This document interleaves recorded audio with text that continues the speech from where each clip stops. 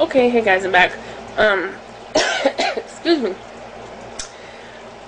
I had my appointment at 1 o'clock, which is what they told me, and we went to the clinic at about 12:30 because I wasn't sure if I was going to have to do paperwork or not. And we were sitting there, and 1 o'clock passed, and it was 15 after, then it was 20 after, 25 after. Finally, my mom went up to the desk and was like, okay, her appointment was at 1 o'clock, where are they? And so they looked at my appointment on the computer, and it was scheduled for 1:30, so they had changed it and didn't tell me. Excuse me.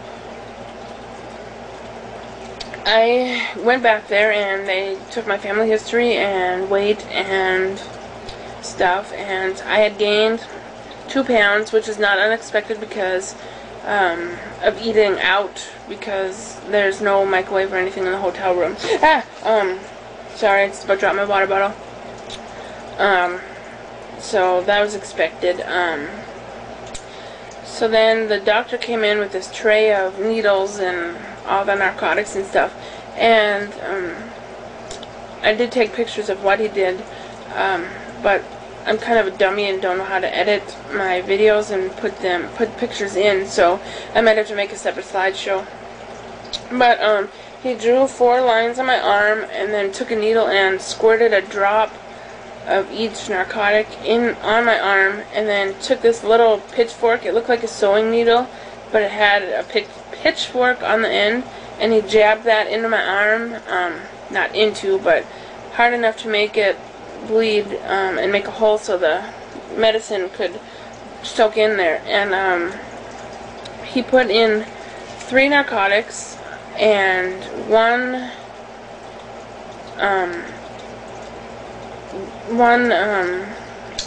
thing that was supposed to make me react, and a salt water.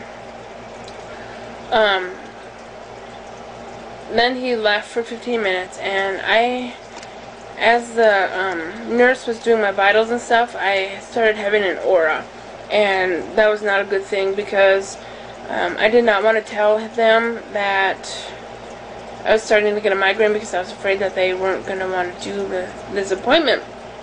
And I told my mom after the doctor had left, and she asked me if I had anything to eat, and I said no, and she was like, okay, well, sorry, but there's really nothing I can do. And I said, yeah, I know. And about 10 minutes after he had the narcotics on my arm,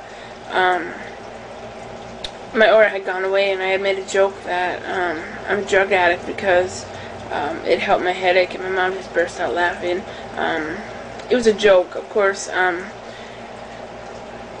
I was itchy. Like, the one was really itchy, the one that I was supposed to break out from. And because it's I can't think of the word, but you know, they use it to test for mosquitoes. Yeah, I can't think of the word. But he put the Propanol or whatever on my arm, and as he was doing it, he was like, this is the drug that killed Michael Jackson. And I'm like, what?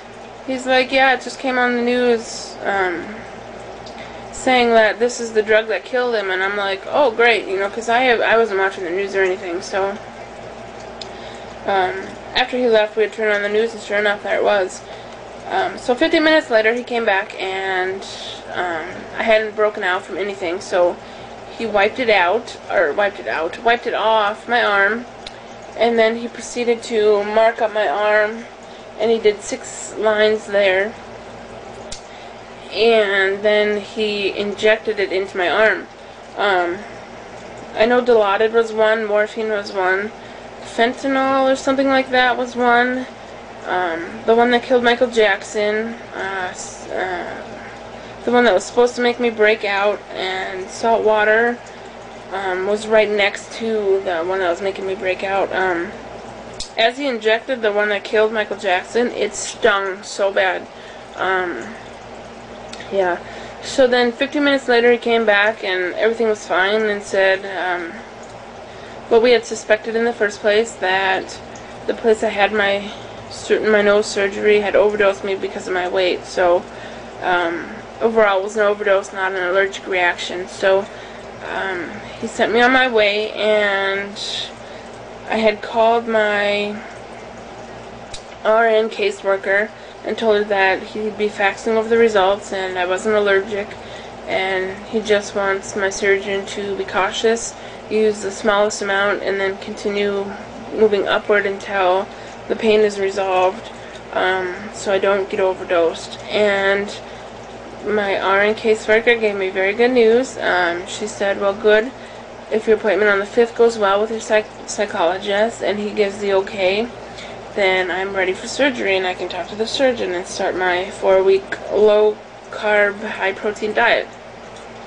So now it's a waiting game for the 5th, and I hope my test results from all those stupid tests that I had to take on the 1st of July comes back good, because then I can